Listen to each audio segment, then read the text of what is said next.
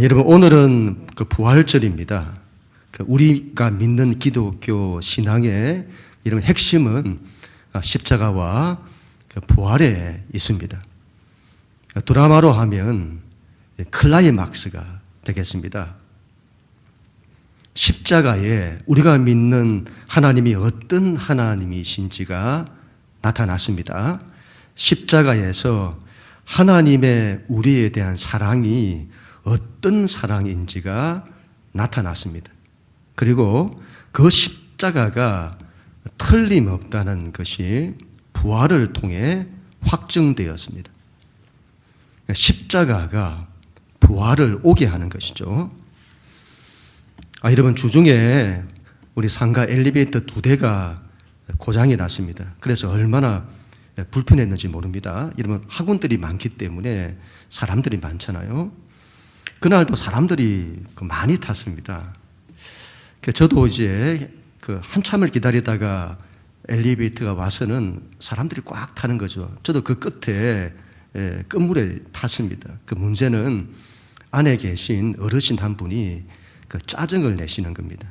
많이 탄다고 짜증이 나실 수 있는 거죠.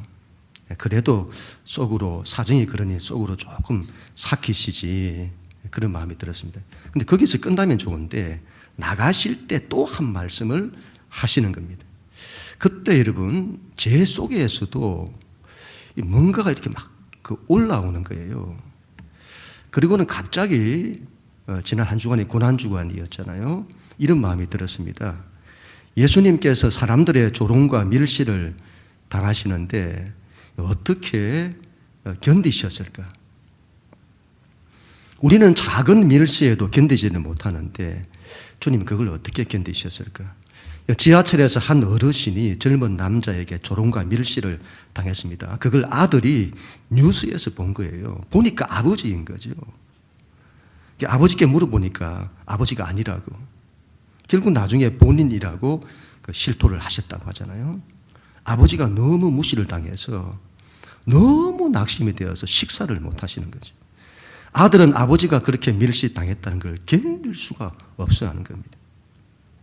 왜 사람은 조롱과 밀실을 당하면 견딜 수가 없는 것일까요? 여러분, 이걸 비인간화라고 하는데, 사람은 인격적인 대우를 받아야 합니다. 그런데 인간 취급을 안 하는 거죠.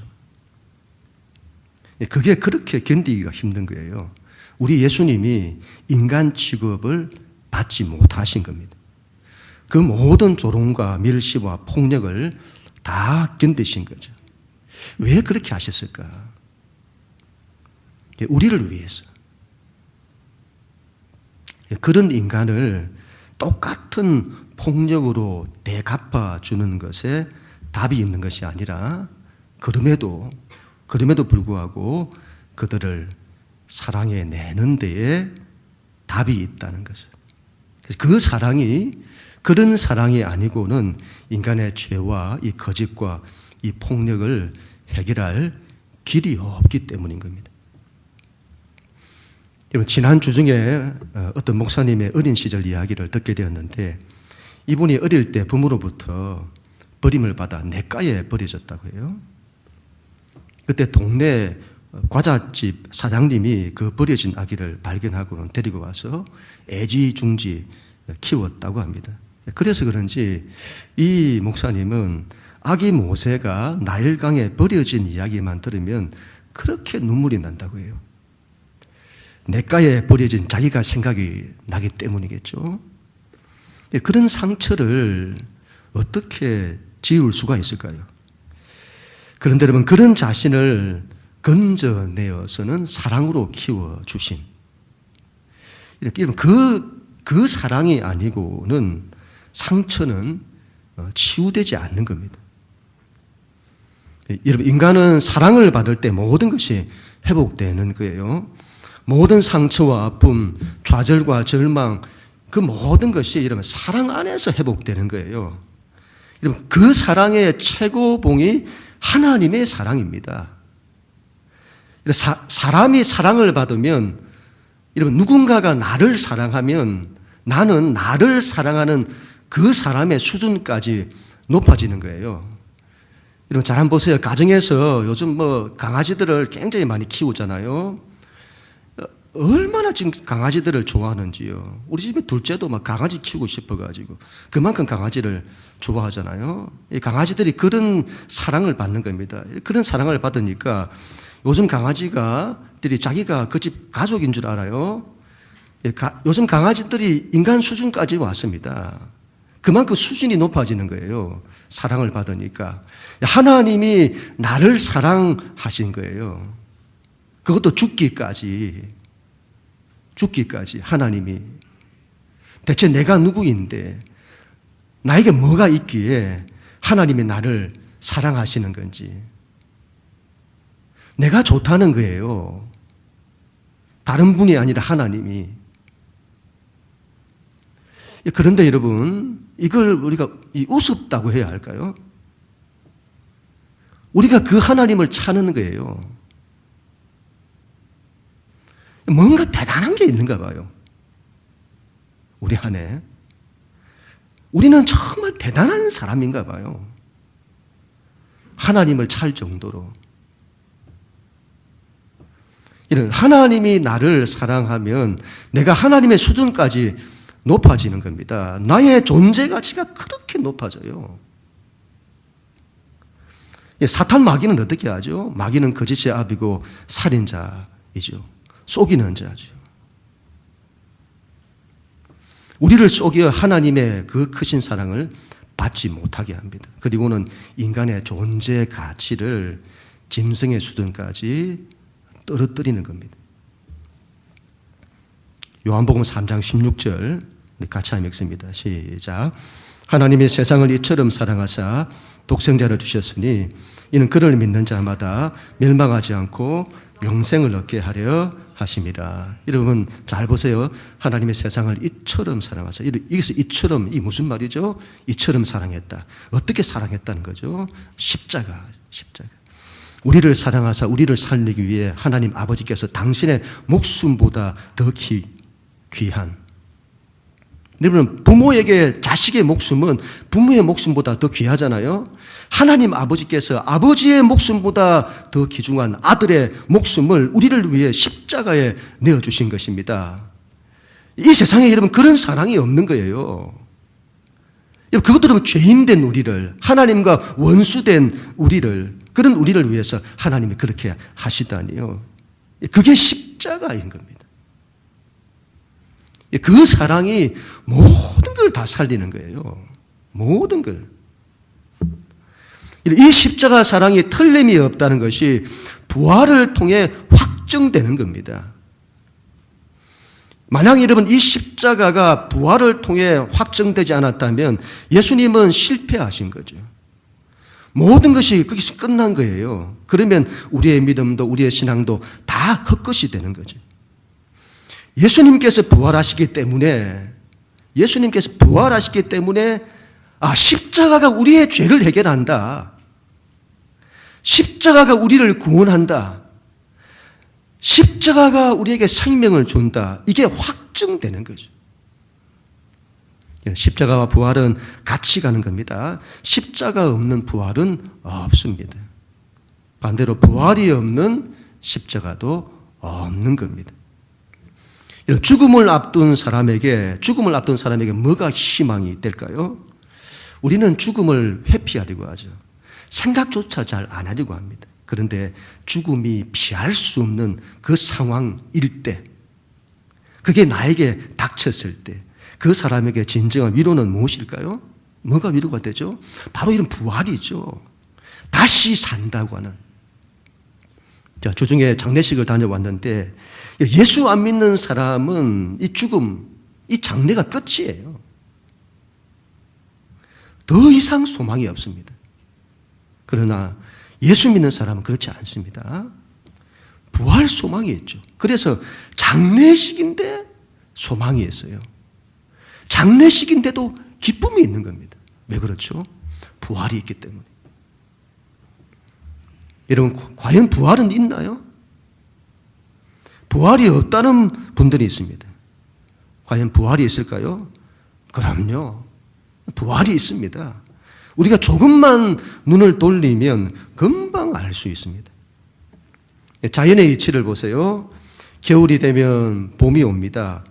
가을은 생명이 낙엽처럼 떨어지는 것이고, 겨울은 그 생명이 죽음의 상태에 있는 것이고, 봄은 그 생명이 다시 살아 싹을 내고 꽃을 피우는 것입니다. 봄이 되면, 지금 봄의 계절이잖아요. 봄비가 내리고 봄바람이 불면 모든 생명들이 다 깨어나요. 부활이죠, 부활. 꽃들을 보세요. 자연은 정말 신비롭습니다. 지난 한 주간 벚꽃이 그렇게 아름다웠잖아요. 그런데 벚꽃이 지니까 이제 철쭉이 꽃망울을 터뜨리고 있습니다. 정말 신비롭습니다. 어떻게 이러면 그 때를 다 알아요. 자기들끼리 다 알아요. 철쭉이 이런 벚꽃보다 먼저 피고, 여러분 그렇지 않죠. 한 일주일 상관이에요. 어떻게 알고는 산수유가 피고 그 다음에 벚꽃이 피고 철쭉이 피고. 자연이 하나님의 질서에서 움직이는 거예요. 하나님의 때에 죽었다가 피는 거죠. 자연이 그걸 알아요. 그런데 우리가 그걸 모르는 거죠. 하나님께서 자연의 이치를 통해서 그게 있다고 말씀하시는 겁니다. 이런 자연의 세계는 하나님의 신성, 하나님의 메시지로 가득 차 있습니다. 자연이 우리에게 말하는 거예요. 부활이 있다고. 우리가 자연을 통해서 여러분 인생을 발견하는 것이 그것 때문이에요. 여러분 자연이 그냥 자연이 아니에요. 뜻을 담고 있다 이 말이죠. 우리 인간도 마찬가지입니다. 이런 저절로 태어났다고 생각하는 사람들은 자기에 대한, 자기 인생에 대한 메시지가 없어요. 뜻이 없어요. 아무런 목적 없는 인간. 그래서 인간은 하나님이 없으면 이방인인 거죠.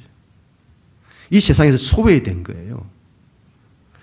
내가 사는 이유가 없기 때문이죠.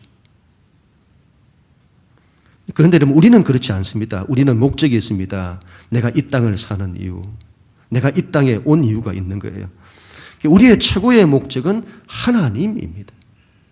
죽음에서 다시 살아나 그 하나님과 영원히 함께하는 거죠.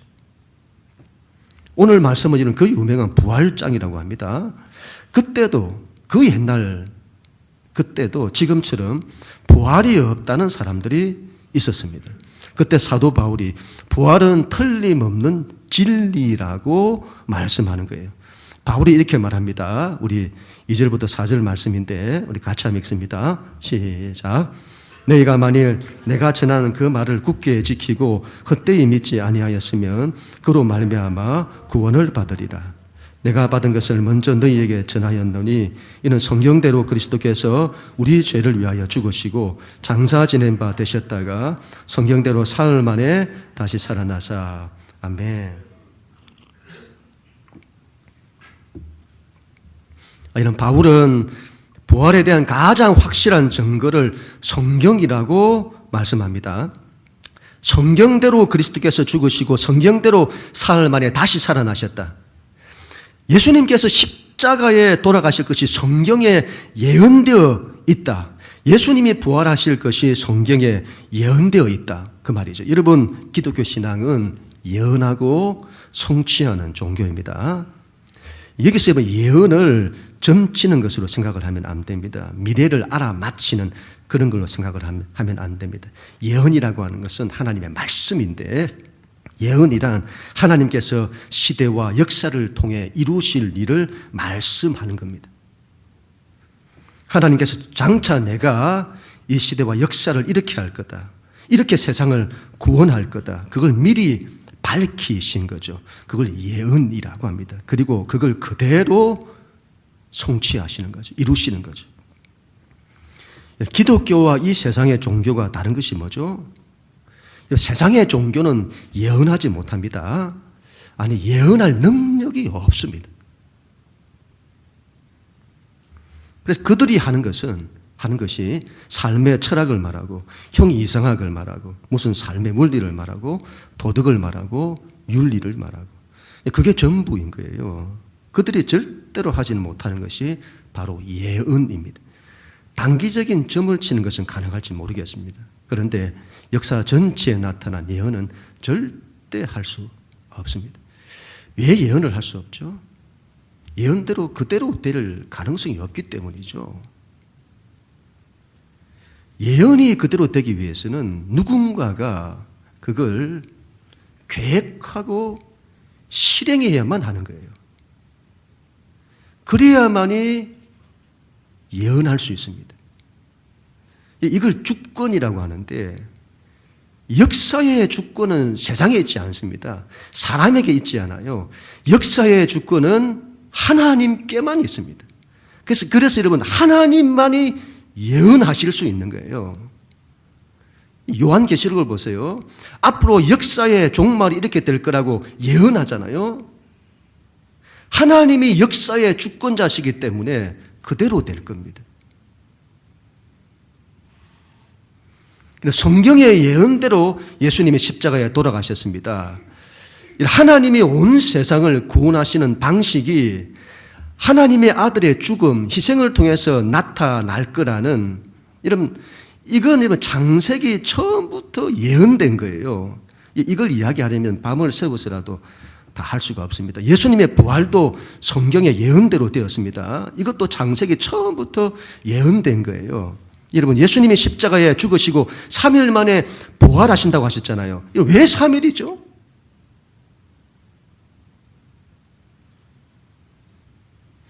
이런 복잡하게 생각할 것 없습니다. 성경의 예언대로 그렇게 하신 겁니다. 창세기 1장에서 하나님이 천지를 창조하시잖아요. 첫째 날에 빛이 있으라 하셨습니다. 그리고 세상이 창조가 시작이 된 거죠. 그리고 둘째 날에 하늘이 창조되고 셋째 날에 땅이 창조가 되는 겁니다. 그리고 나머지 날은 거기에 생명들을 다 채우는 거예요. 여러분, 하드웨어 프레임은 3일 만에 다 지어지는 겁니다. 첫째 날의 빛은 참빛이 아닙니다. 예언입니다. 예언. 장차 참빛이 올 거다. 그가 바로 예수 그리스도이시죠. 그리고 그분의 십자가 사건입니다. 십자가 사건으로 이 세상에 참빛이 오게 되었습니다. 그게 첫째 날의 사건이죠. 예수님의 십자가 사건이. 그리고 둘째 날에 하늘이 만들어지고 셋째 날에 땅이 만들어지는 겁니다. 여러분, 우리가 들어가는 하나님의 나라는 예수 그리스도께서 3일 만에 만드신 겁니다. 요한복음 2장 19절, 예수께서 대답하여 이르시되 네가 이 성전을 헐라 내가 사흘 동안 일으키리라. 셋째 날에 무슨 일이 일어나죠? 바다에서 육지가 나오잖아요. 바다에서 육지가 나오는 모습을 상상을 해보세요. 히브리인들에게 바다는 혼돈의 바다, 죽음의 바다를 말하는 건데, 그 바다에서 우리의 삶의 터전인 육지가 나오는 겁니다. 이러면 세례받을 때 어떻게 하죠? 세례받을 때 물속에 들어갔다가 나오잖아요. 물에 들어가는 것은 죽는 걸 말하고 물속에서 나오는 건 다시 사는 걸 말합니다. 셋째 날은 바다에서 육지가 나오는, 죽음에서 다시 살아나는 부활의 날인 겁니다. 3일 만에 부활하시는 거죠. 그 모양이 아이가 엄마 뱃속에서 출생하는 것과 같아요. 생명이 이러면 어떻게 태어난지를 보세요. 이 세상의 창조가 어떻게 시작되냐, 생명이 어떻게 태어나냐. 이러면 이게 하나님이 하시기 때문에 동일한 뜻 가운데 이 다 이루어지는 거예요. 이 엄마 양수 안에 있잖아요. 양수 안에. 물 안에. 양수 안에 있으면 사람이 숨을 쉬지 못하잖아요. 그때는 아기가 탯줄로 엄마와 연결되어 있는 겁니다. 이걸로 살아요. 이거 없으면 죽는 겁니다. 우리가 하나님과 연결되어 있어야 한다는 거죠. 그렇지 않으면 살 수 없다. 그리고 양수를 터뜨려, 물을 뚫고 양수를 터뜨려 아기 머리가 물을 뚫고 나오는 거예요. 죽음을 깨뜨리고 생명이 잉태하는 거죠. 이게 메시지죠. 자궁이라고 하는 것은 무덤을 상징하기도 하고 생명을 상징하기도 한다고 했잖아요. 예수님께서 무덤에서 나오시는 부활을 상징합니다. 생명의 아기 생명의 출생은 예수님의 부활의 모습과 똑같아요. 전부 하나님의 메시지인 겁니다. 여러분, 이 세상을 조금만 눈을 돌려서 바라보면 전부 이 메시지로 가득 차 있는 거죠. 마태복음 16장 4절 같이 읽습니다. 시작. 악하고 음란한 세대가 표적을 구하나 요나의 표적밖에는 보여줄 표적이 없느니라. 아멘.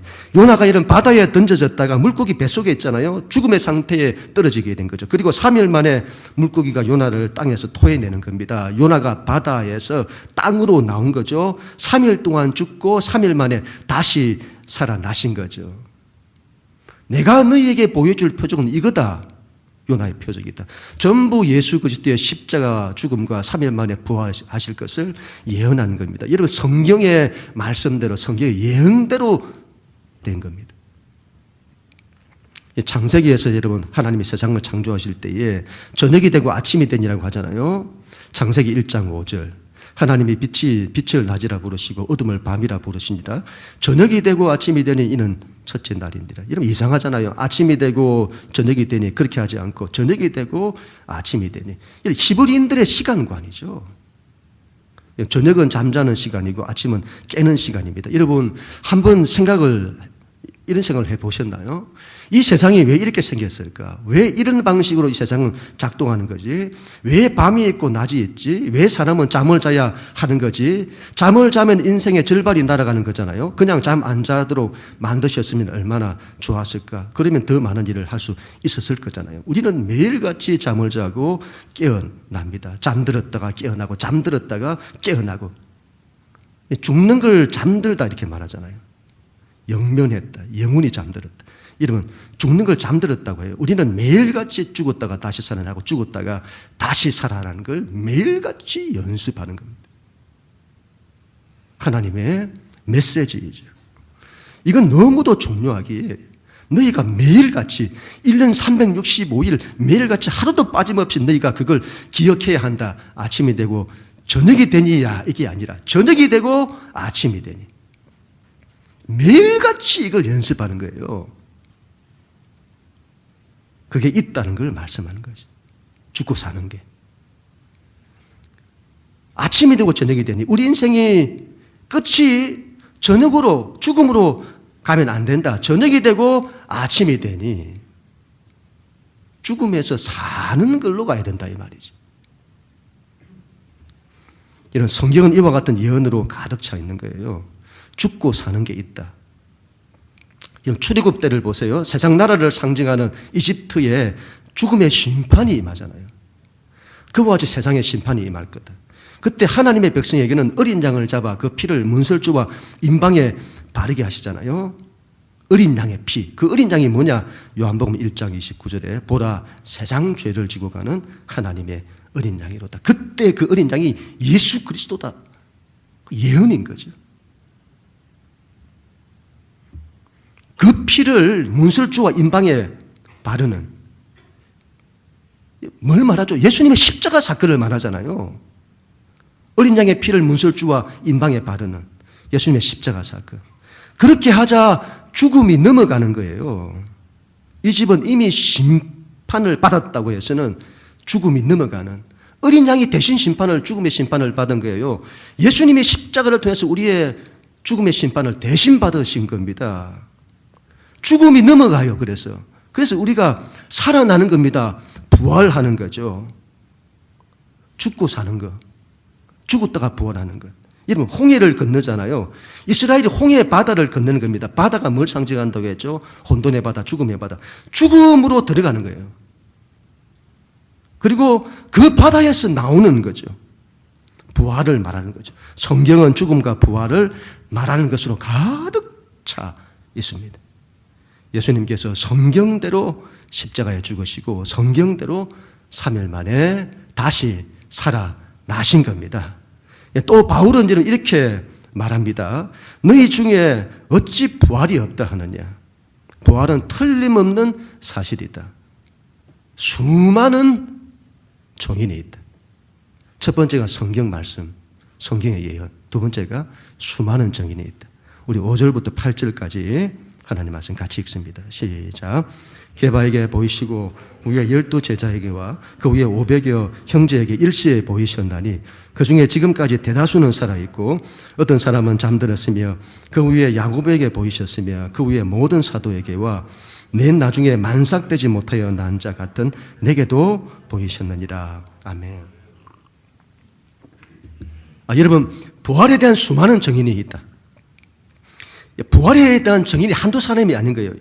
여러분, 콜럼버스가 신대륙을 발견을 했는데 이전에는 여러분 그런 세상이, 그런 대륙이 있는지를 꿈에도 생각을 하지 못했습니다. 만약 콜럼버스가 이 한 사람이 신대륙에 있더라 말했다면 믿지 못했을 수 있습니다. 그런데 그 배를 타고 갔던 사람들이 전부 증인인 거예요. 그걸 확정되는 겁니다. 미국이라는 나라가 있는지 우리 조선시대에는 잘 알지도 못했습니다. 누군가가 미국이라는 나라가, 그런 나라가 있더라. 이상한 사람들, 이상한 코쟁이들이 있더라. 그곳에 살더라. 한 사람이 그렇게 말했다면 믿지 않았을 겁니다. 그런데 두 사람이, 세 사람이 그걸 증언하는 거죠. 그러면 이게 맞을 확률이 엄청 올라가는 겁니다. 그런데 예수님의 부활은 한두 사람이 아닙니다. 12 제자들이 다 부활하신 예수님을 보았습니다. 나중에는 500여 제자들에게 일시에 보이셨느니라. 들어는, 바울이 그 말을 할 때 그들 중에 들어는 죽고 나머지 대다수가 다 살아있다 이 말이에요. 예수의 부활을 본 사람이. 바울은 말하죠. 나도 부활의 증인이다. 부활하신 예수님께서 나에게도 나타나셨다.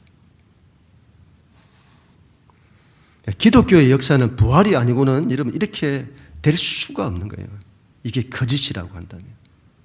될 수가 없는 거예요. 이 엄청난 역사의, 이 생명의 역사, 당시 로마라고 하는 세계, 로마 제국 전체를 다 변화시키는 이 생명의 역사는 거짓이나 조작으로 될 수 있는 것이 아닙니다. 온 세상 모든 인류, 모든 역사 속에서 여러분 절망과 어둠과 죽음의 자리에 있었던 사람들을 다 살려내는 이 엄청난 생명의 역사는 부활의 예수님이 없었다면 일어날 수 없는 겁니다. 이런 생명의 역사가. 그리고 여러분 그 예수님을 지금도 우리가 경험하고 있잖아요. 만약에 예수님이 죽음으로 모든 것이 끝났다면 우리의 신앙은 헛것일 겁니다. 헛것이 되겠죠. 하나님이 존재하기는 하는 걸까요? 모든 것이 거짓이고 허상일 겁니다. 그런데 지금도 우리가 하나님을 생생히 경험하잖아요. 예수님이 살아계시기 때문이죠. 하나님이 살아계시기 때문이죠. 죽은 사람이 어떻게 우리의 삶에 경험될 수가 있습니까? 죽은 공자가, 죽은 석가가, 죽은 무함마드가 지금 경험될 수 있습니까? 경험될 수 없죠. 가르침 정도만 경험되는 거죠. 그분들 자체가 경험되지는 않는 거잖아요. 왜 그렇죠? 죽었기 때문이죠. 그러나 예수는 그렇지 않습니다. 그분은 부활하여 살아계십니다. 그래서 지금도 생생히 우리의 삶에서 경험되는 겁니다. 이 세상에서 죽음에서 살아난 사람이 없습니다. 예수 외에는 없습니다. 예수님만이 죽음을 이기셨습니다. 왜 그럴까요? 왜 예수님만이 죽음을 이기셨을까요? 왜 그럴까요? 죄의 문제를 해결했기 때문이죠. 죄의 문제를 해결하고 하나님을 우리에게 오시게 한 겁니다.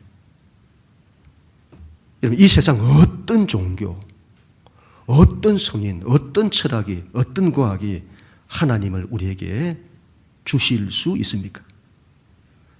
그건 오직 여러분 예수 그리스도만이 주실 수 있는 것입니다. 하나님만이 영원한 생명이세요. 그래서 그 하나님을 잃은 자는 생명을 잃는 거고, 그 하나님을 얻는 자, 하나님이 있는 자에게는 영원한 생명이 오는 것입니다. 그 일을 예수 그리스도께서 십자가를 통해 이루신 겁니다. 그게 부활로 확정된 것이죠. 죽음이 모든 것의 끝이라면 이제 어떻게 될까요? 어떻게 될까요, 세상이요? 막 살 거잖아요. 막 사는 사람 많잖아요. 저도 막 살 것 같아요. 죽음이 끝이라면. 착하게 산들, 나쁘게 산들 모두가 일반인데 그냥 막 사는 거죠. 마음대로 사는 거죠. 하고 싶은 대로 다 하면서 그냥 즐기면서 사는 거죠. 그냥 쾌락을 추구하면서 사는 거죠. 뭐 한다고 삶의 의미를 찾습니까? 뭐 한다고 삶의 가치를 찾습니까? 그냥 쾌락을 추구하고 욕망을 추구하며 사는 거죠. 우리가 마음대로 살지 않아야 하는 이유가 어디에 있죠? 죽음이 끝이 아니기 때문이죠. 심판과 부활이 있기 때문이죠. 십자가가 부활을 만들어냅니다. 인간의 죽음은 죄의 결과입니다. 하나님을 잃어버리게 만들어요. 그래서 그 죽음이 결과입니다. 죄로 인해 하나님과 단절되죠. 그 죽는 거죠.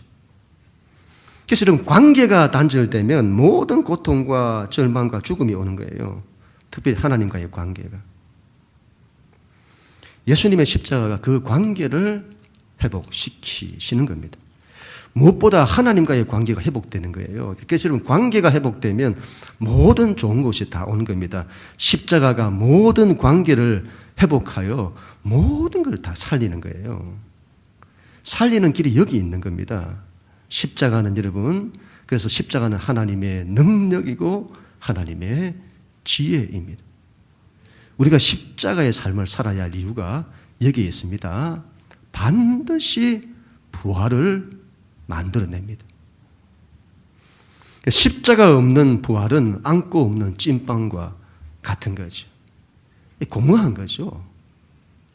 그리고 부활이 없는 십자가는 비참한 겁니다. 실패인 거죠. 우리는 부활에 대한 확신을 가져야 합니다. 부활에 대한 확신을. 부활이라고 하는 것은 죽고 난 이후에 부활말을 말하지 않습니다. 부활이 뭐죠? 다시 살아난다는 게 부활이잖아요. 우리의 삶의 모든 것들이 다 다시 살아나요. 여러분, 우리가 왜 예배하죠? 이 예배를 통해서 이 살아계신 하나님을 만날 때에 그 하나님이 우리의 인생을 새롭게 하시는 거예요. 그게 예배에서 일어나는 겁니다. 그래서 예배를 통해서 그 믿음이 있어야 하죠.